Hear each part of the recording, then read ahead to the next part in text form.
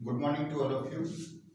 आज का जो हमारा टॉपिक है और हमारा जो सब्जेक्ट है वो एनाटॉमी फिजियोलॉजी से हटकर मेडिकल सर्जिकल नर्सिंग से रिलेटेड है। मेडिकल सर्जिकल नर्सिंग फर्स्ट, जो विशेषकर बीएससी नर्सिंग सेकेंड ईयर का मुख्य सब्जेक्ट रहता है, प्रैक्टिकल सब्जेक्ट रहता है। उसके अंदर मुख्य रूप से जो पर्टिकुलर आपके एनाटॉमी फिजियोलॉजी के जो सिस्टम रहते हैं, जैसे कार्डियक सिस्टम है, रेस्पिरेटरी सिस्टम है, इसके अलावा डाइजेस्टिव है, इसके साथ रीनल है, ये सभी कुछ जो इम्पोर्टेंट जो आपके टॉपिक्स हैं और जो यूनिट हैं वो मुख्य रूप से बीएससी नर्सिंग सेकेंड ईयर का मुख्य पार्ट होती है। तो आज का जो हमारा टॉपिक रहेगा या जो चैप्टर रहेगा वो रहेगा कार्डियोवास्कुलर डिसऑर्डर्स। कार्डियोवास्कुलर डिसऑर्डर्स वे डिसऑर्डर होते हैं जो मुख्य रूप से हार्ट, ब्लड वेसल्स और ब्लड से रिलेटेड होते हैं। यानी मुख्य रूप से हार्ट की डिसफंक्शनिंग, ब्लड वेसल्स की डिसफंक्शनिंग, इसके साथ साथ में ब्लड कंपोनेंट की डिसफंक्शनिंग मुख्य रूप से कार्डियोवास्कुलर डिजीज या कार्डियोवास्कुलर डिसऑर्डर के अंदर इंक्लूड की जाती है। कार्डियोवास्कुलर डिसऑर्डर मुख्य रूप से तीन प्रकार के कंपोनेंट को इफेक्ट करता है। सबसे पहले हार्ट को, देन ब्लड वेसल्स को, देन ब्लड को। अब यदि अपन हार्ट की बात करते हैं तो हार्ट एक प्रकार का पंपिंग ऑर्गन होता है। ये मुख्य रूप से ब्लड को पंप करने का कार्य करता है, यानी बॉडी की जो डिमांड है उसको पूरा करने का कार्य हार्ट के द्वारा किया जाता है। यानी चाहे वो ऑक्सीजन सप्लाई हो, चाहे वो न्यूट्रिशन सप्लाई हो, इन प्रकार की सभी प्रकार की जो सप्लाई, न्यूट्रिशन की सप्लाई होती है वह मुख्य रूप से हार्ट के द्वारा रेगुलेट की जाती है। इसके साथ साथ में यदि अपन बात करें ब्लड वेसल्स की, तो हार्ट के अंदर मुख्य रूप से या अपनी बॉडी के अंदर मुख्य रूप से तीन प्रकार की वेसल्स पाई जाती हैं, जिनके अंदर सबसे पहले आती है आर्टरी, जो ब्रॉड होती हैं, यानी मोटी, यदि आकार की अपन बात करें तो मोटी होती हैं, जिनका लूमेन थोड़ा कम होता है, यानी मस्कुलर होती हैं, इनमें ज्यादा मसल्स पाई जाती हैं और हार्ड रहती है और डीप सरफेस एरिया में पाई जाती हैं। दूसरी अपन बात करते हैं वेन की। वेन सुपरफिशियली एरिया में पाई जाती हैं, जिनका लूमेन बड़ा होता है, यानी लेस मस्कुलर होती हैं, जो मुख्य रूप से ब्लड को पूरी बॉडी से कलेक्ट करके हार्ट में लाने का कार्य करती हैं। इसके साथ साथ में जो आर्टरी होती है यह मुख्य रूप से हार्ट से ब्लड को पंप कर कर लेकर जाती है, यानी बॉडी पार्ट में, यानी सिस्टमिक सर्कुलेशन में ये इसको लेकर जाती है। इसके अलावा कैपिलरीज होती हैं।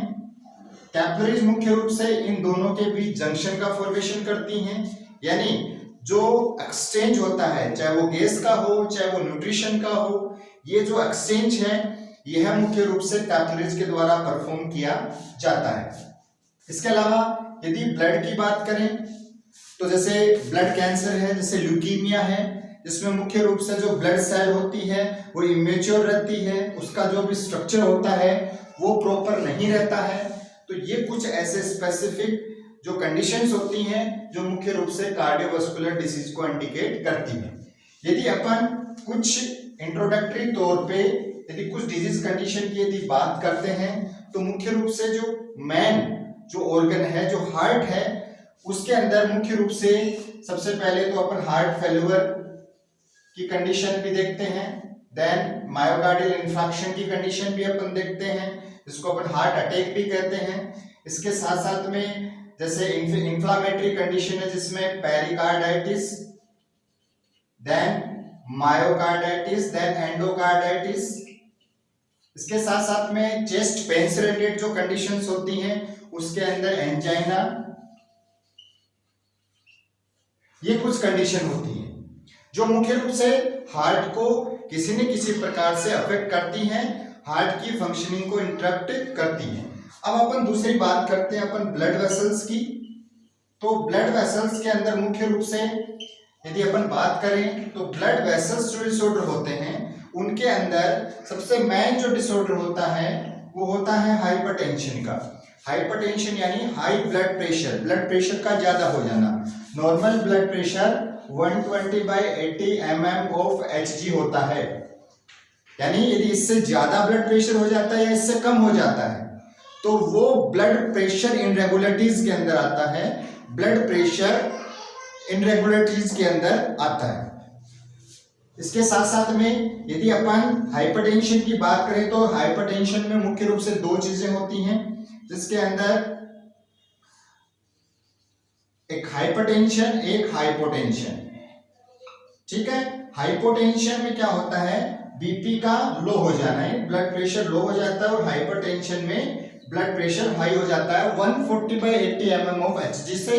देन हाइपोटेंशन के अंदर blood pressure 100/60 mm of Hg से बिलो हो जाता है। एक इसमें इमरजेंसी हाइपरटेंशन भी होता है, जिसमें blood pressure 180/110 mm of Hg से अबव हो जाता है, जिसे एक प्रकार से अपन क्रिटिकल या इमरजेंसी हाइपरटेंशन कहते हैं। इसके साथ साथ में एक दूसरा डिसऑर्डर जो मेनली ब्लड वेसल्स को इफेक्ट करता है, यानी आर्टरीज को इफेक्ट करता है, उसे एर्थरोस्क्लेरोसिस कहते हैं। एर्थरोस्क्लेरोसिस में मुख्य रूप से एक प्रकार से प्लग फॉर्मेशन हो जाती है, यानी एक प्रकार से टार फॉर्मेशन हो जाती है। जो भी आर्टरी होती है उसके अंदर किसी प्रकार का टार फॉर्मेशन, लिपिड फॉर्मेशन या किसी प्रकार का कैल्सिफिकेशन हो जाना एर्थरोस्क्लेरोसिस कहलाता है, जिससे भी जो आपकी आर्टरी होती है उसका लूमेन नैरो हो जाता है, जिसके कारण ब्लड का जो सर्कुलेशन है वो इंटरप्ट हो जाता है। तो ये तो कुछ इंट्रोडक्टरी पार्ट हो गया। अब अपन इसके थोड़ा सा एनाटॉमी एंड फिजियोलॉजी की अपन बात करते हैं। तो एनाटॉमी एंड फिजियोलॉजी जो पोर्शन है कार्डियोवास्कुलर डिसऑर्डर का, ये इंपॉर्टेंट इसलिए है कि अपने को सबसे पहले हार्ट की फंक्शनिंग प्लस हार्ट की जो एनाटॉमी है उसके बारे में भी पता होना चाहिए, क्योंकि जब तक अपने को इसके बारे में पता नहीं होगा अपन नॉर्मली जो भी कंडीशंस हैं उनको अच्छे से नहीं देख सकते। तो एनाटॉमी एंड फिजियोलॉजी में जर्नल एनाटॉमी एंड फिजियोलॉजी की यदि अपन बात करें तो हार्ट एक कॉन्सेप्ट होलो मस्कुलर ऑर्गन होता है। कॉन्सेप्ट यानी आइसक्रीम कोन जैसा स्ट्रक्चर इसका होता है, यानी upper portion broad then lower portion narrow होता है इसका। इसके बाद में इसके यदि अपन अपेक्स की बात करते हैं और बेस की बात करते हैं तो इसका बेस जो होता है वो अपर पोर्शन में होता है और इसका अपेक्स जो होता है वो लोअर पोर्शन में होता है। ये फ्री सरफेस होता है, यहाँ पर किसी भी प्रकार के अटैचमेंट नहीं होता है। अब यदि अपन इसके वेट की बात करते हैं तो हार्ट का जो वेट होता है वो 250 to 300 ग्राम होता है, यानी इसमें भी डिफरेंशिएशन ये होता है कि जो मेल होता है उसका वेट ज्यादा होता है और फीमेल हार्ट का वेट थोड़ा सा कम होता है। यदि अपन मेजरमेंट की यदि बात करते हैं तो मेजरमेंट 12/9/6, यानी इसकी जो लेंथ होती है वो 12 सेंटीमीटर, वाइडनेस 9 सेंटीमीटर और थिकनेस जो रहता है वो 6 सेंटीमीटर होता है। इसके साथ साथ में यदि अपन ऑर्गन एसोसिएशन की बात करते हैं तो हार्ट मुख्य रूप से सुपीरियर पोर्शन में ब्रॉड ब्लड वेसल्स से जुड़ा हुआ रहता है, यानी जो भी आपकी सुपीरियर वेना कावा, आयोटा, इनसे जुड़ा हुआ रहता है। देन इंफीरियरली अपन यदि बात करें तो इंफीरियरली जो मुख्य रूप से थोरेसिक कैविटी और डाइजेस्टिव जो सिस्टम है, जो आपका एब्डोमिनल जो कैविटी उसको सेपरेट करने वाला डायफ्राम पाया जाता है। एंटीरियर पोर्शन पे इंटरकोस्टल मसल्स प्लस रिब्स पाई जाती हैं। देन पोस्टीरियर पोर्शन की यदि अपन बात करते हैं तो पोस्टीरियर पोर्शन के अंदर जो आपकी थोरेसिक वर्टिब्रा पाई जाती है जो संख्या में 12 होती हैं। इसके साथ साथ में यदि अपन बात करते हैं लेटरल पोर्शन की तो हार्ट के दोनों साइड में लंग्स के दोनों जो पोर्शन होते हैं राइट लंग और लेफ्ट लंग पाया जाता है। इसके बाद बात करते हैं अपन चैम्बर्स। तो हार्ट मुख्य रूप से 4 चैम्बर में डिवाइड रहता है, 1 2 3 4। सबसे फर्स्ट जो चैम्बर होता है उसे राइट एट्रियम कहा जाता है, जो मुख्य रूप से जो भी आपका डीऑक्सीजनेटेड जो ब्लड होता है उसके कलेक्शन का कार्य करता है, यानी सुपीरियर वेना कावा और इंफीरियर वेना कावा के द्वारा ब्लड को रिसीव करने का कार्य राइट एट्रियम के द्वारा किया जाता है। देन इसके जस्ट नीचे पाया जाता है आपका राइट वेंट्रिकल। राइट वेंट्रिकल वो चैम्बर होता है जो मुख्य रूप से हार्ट को लंग्स के अंदर पंप करने का कार्य, ब्लड को हार्ट से लंग्स के अंदर पंप करने का कार्य किया जाता है, और यह है पल्मोनरी आर्टरी के द्वारा जुड़ा हुआ रहता है। पल्मोनरी आर्टरी, ये आर्टरी एक बॉडी में एक स्पेशलाइज्ड आर्टरी होती है जिसके अंदर हमेशा डीऑक्सीजनेटेड ब्लड का फ्लो होता है। देन थर्ड बात करते हैं अपन लेफ्ट एट्रियम की। लेफ्ट एट्रियम वह एट्रियम होता है जो मुख्य रूप से 4 पल्मोनरी वेन के द्वारा ब्लड को लंग से रिसीव करने का कार्य करता है। यानी पल्मोनरी वेन वह वेन होती है जिसमें हमेशा ऑक्सीजनेटेड या प्योर ब्लड की सप्लाई होती है, और सिस्टमिक सर्कुलेशन में वेन में हमेशा इम्प्योर ब्लड की सप्लाई होती है। Then the most important and largest chamber of the heart is called left ventricle, और लेफ्ट वेंट्रिकल जो रहता है वो मुख्य रूप से आयोटा से अटैच्ड रहता है, और बॉडी के अंदर ब्लड की सप्लाई की रिस्पॉन्सिबिलिटी लेफ्ट वेंट्रिकल के पास होती है। अब अपन बात करते हैं हार्ट वाल्व्स की। तो हार्ट के जो वाल्व होते हैं वो मुख्य रूप से 4 होते हैं, 2 टाइप्स के वाल्व होते हैं हार्ट के अंदर। 2 टाइप्स में सबसे पहले यदि अपन बात करते हैं तो एट्रियो वेंट्रिकुलर वाल्व और दूसरा सेमी लूनर वाल्व। तो ये 2 प्रकार के वाल्व होते हैं और 2 होते हैं, ठीक है। अब यदि अपन एट्रियो वेंट्रिकुलर वाल्व की बात करते हैं तो आपको पता है एट्रियम ये होते हैं और वेंट्रिकल ये होते हैं। तो इन दोनों के बीच जो वाल्व पाए जाते हैं उन्हें हम एट्रियो वेंट्रिकुलर वाल्व कहते हैं। यानी यहाँ पे पाए जाने वाला atrio ventricular valve tricuspid valve कहलाता है, और यहां पाए जाने वाला बाइकस्पिड। ओके, देन सेमिलुलर वाल्व की बात करते हैं तो सेमिलुलर वाल्व वेंट्रिकल्स और वेंट्रिकल्स से निकलने वाली ब्लड वेसल्स के बीच में पाया जाता है। यानी यहां से पल्मोनरी आर्टरी निकलती हैं तो यहां पर पाया जाने वाला वाल्व पल्मोनरी वाल्व कहलाता है, और यहां पर पाया जाने वाला वाल्व आयोटिक वाल्व कहलाता है, ठीक है। तो ये वाल्व की बात हो गई। अब अपन लेयर की बात करते हैं। तो हार्ट मुख्य रूप से 3 प्रकार की लेयर का बना हुआ होता है। सबसे मोस्ट आउटर जो लेयर होती है इसे पेरिकार्डियम कहा जाता है। पेरिकार्डियम में 2 लेयर होती हैं। मोस्ट आउटर जो होती है उसे बोलते हैं फाइब्रस, और जो इनर होती है उसे बोलते हैं सीरस, ठीक है। ये मुख्य रूप से आउटर प्रोटेक्शन प्रोवाइड करने का काम करती है, और बीच में इसमें सीरस फ्लूइड का सर्कुलेशन भी होता है जो मुख्य रूप से शॉक अब्जॉर्प्शन का कार्य करता है। देन मिडिल जो लेयर होती है, जो मोस्ट इंपोर्टेंट लेयर होती है, जिसे अपन क्या कहते हैं, मायोकार्डियम कहते हैं। Then most thin inner layer is called endocardium. तो ये 3 प्रकार की जो लेयर होती है ये हार्ट को सराउंड करके रखती हैं, चारों तरफ से करके रखती हैं। मिडिल लेयर का मुख्य कार्य हार्ट के अंदर ब्लड सप्लाई करने का होता है, साथ साथ में हार्ट को पंपिंग करवाने का कार्य होता है। देन इनर और आउटर लेयर में ब्लड वेसल्स नहीं पाई जाती हैं। मुख्य रूप से जो न्यूट्रिशन है उसका सकअप करने के लिए मिडिल लेयर होती है।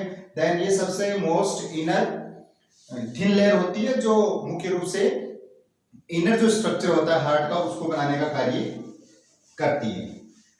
अब यदि अपन ब्लड सप्लाई की बात करते हैं तो हार्ट में blood supply through the heart और इनटू द हार्ट पाई जाती है।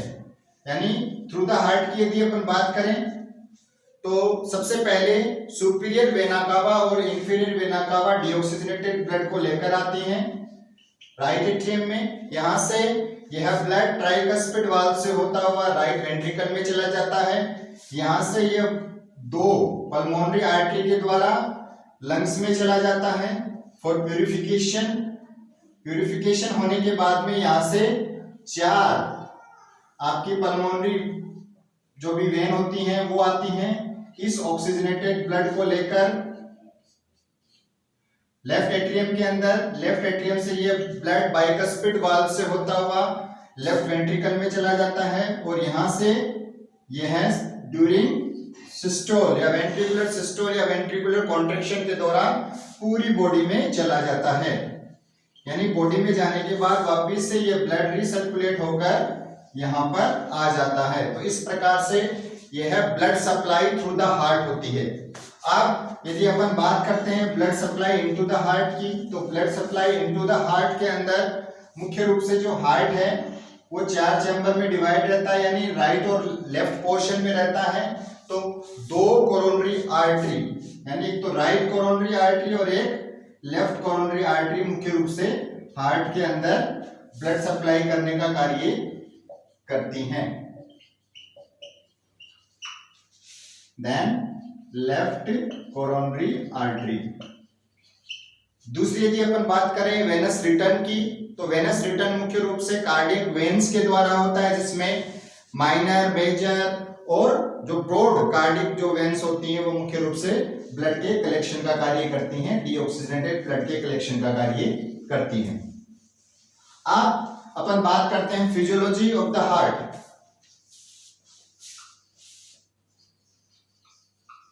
फिजियोलॉजी के अंदर मुख्य रूप से कंडक्शन सिस्टम आता है। तो कंडक्शन सिस्टम में मुख्य रूप से जो कंपोनेंट्स होते हैं वो होते हैं एसए नोड, जिसको अपन साइनोएट्रियल नोड कहते हैं, दूसरा एवी नोड जिसमें एट्रियोवेंट्रिकुलर नोड कहते हैं, देन बंडल ऑफ हिज होता है राइट और लेफ्ट, देन परकंजी फाइबर। अब यदि अपन इसकी बात करें हार्ट के अंदर, यदि अपन इस पर्टिकुलर स्ट्रक्चर की बात करते हैं तो एसए नोड का लोकेशन सबसे superior portion of the right atrium में होता है, जहां पर superior vena cava inferior vena cava आके मिलती हैं, ठीक है। देन जो एवी नोड होता है वो पाया जाता है जो भी आपका सेप्टम होता है एट्रियम और वेंट्रिकल के बीच में। देन ऐसा पोर्शन जो इन दोनों को डिवाइड करता है उस पर्टिकुलर पोर्शन में पाया जाता है जो भी आपका वेंट्रिकुलर जो सेप्टम होता है वहां पर पाया जाता है बंडल। देन बंडल ब्रांच आपस में डिवाइड होके एक राइट में वेंट्रिकल में जाता है, एक लेफ्ट वेंट्रिकल में जाता है और ये लास्ट में पहुंच जाता है आपका परकंजे फाइबर के पास में। तो ये आपका परकंजे फाइबर हो गया, देन ये बंडल हो गया, ये एसए नोड हो गया और ये एवी नोड हो गया। अब फिजियोलॉजिकल फंक्शनिंग में क्या होता है, कंडक्शन इंपल्सेस सबसे पहले एसए नोड के द्वारा जनरेट की जाती हैं। जनरेट होने के बाद में ये जो इंपल्सेस होती हैं ये है बोथ एट्रियम में स्प्रेड हो जाती हैं। बोथ एट्रियम में स्प्रेड हो जाने के कारण क्या होगा, एट्रियल सिस्टोल होगा, यानी एट्रियल कॉन्ट्रैक्शन होगा, तो ब्लड जो है वो वेंट्रिकल्स में जाने लग जाएगा। अब ऐसे नोड मुख्य रूप से इलेक्ट्रिक इंपल्सेस का जनरेशन करता है और इसे natural pacemaker of the heart भी कहा जाता है, natural pacemaker of the body भी अपन इसको कहते हैं। इसके बाद में जब एट्रियल सिस्टोल हो जाएगा उसके बाद में ये जो इंपल्सेस हैं ये वापस से एवी नोड पे आके रीजॉइन हो जाते हैं, यानी आपस में आके जुड़ जाती हैं। इसके बाद में एवी नोड पे ये पहुंचने के बाद में थोड़ा सा स्टॉपेज लेती हैं और ये स्टॉपेज इसलिए लेती हैं कि पूरा एट्रियम का ब्लड वेंट्रिकल में चला जाए। इसके बाद में क्या होगा, ये है इंपल्सेस अगेन ट्रांसमिशन की फेज में आएंगी। इसके बाद में यह बंडल ब्रांच में आएंगी। बंडल ब्रांच का फॉर्मेशन मुख्य रूप से उन्हीं सेल टिश्यू के द्वारा होता है जिनसे एवी नोड बना हुआ होता है। बंडल ब्रांच आगे जाके इनको 2 पार्ट में डिवाइड कर देगा, इसमें एक राइट हो जाएगा, एक लेफ्ट हो जाएगा। अब right bundle branch right atrium ventricle में, left bundle branch left ventricle में जाती है। जिसके बाद में यह इन इंपल्सेज को परकंजे फाइबर तक पहुंचाने का कार्य करती हैं। परकंजे फाइबर एक स्पेशलाइज्ड फाइबर्स होते हैं जो मुख्य रूप से हार्ट की मायोकार्डियम लेयर से कनेक्ट रहते हैं, यानी जो ही ये जो सिग्नल है, जो भी इलेक्ट्रिक करंट है, ये जब परकंजे फाइबर तक पहुंचेगा तो ये परकंजे फाइबर इसको फटाफट कहां पे स्प्रेड कर देंगे, ट्रांसमिट कर देंगे myocardium layer of the heart. तो इससे क्या होगा, एक वेंट्रिकुलर सिस्टोल या वेंट्रिकुलर कॉन्ट्रैक्शन होगा, जिससे दोनों वेंट्रिकल क्या होंगे, कॉन्ट्रैक्ट होंगे। ब्लड राइट वेंट्रिकल से तो पल्मोनरी आर्टरी से लंग्स में चला जाएगा और लेफ्ट वेंट्रिकल से कहां चला जाएगा, आयोटा से पूरी बॉडी में चला जाएगा। देन अगेन ये साइकिल स्टार्ट हो जाएगा। तो इस प्रकार से हार्ट अपनी रिदमिक जो कैपेबिलिटी है, परफॉर्मेंस है, उसको रेगुलेट करता है।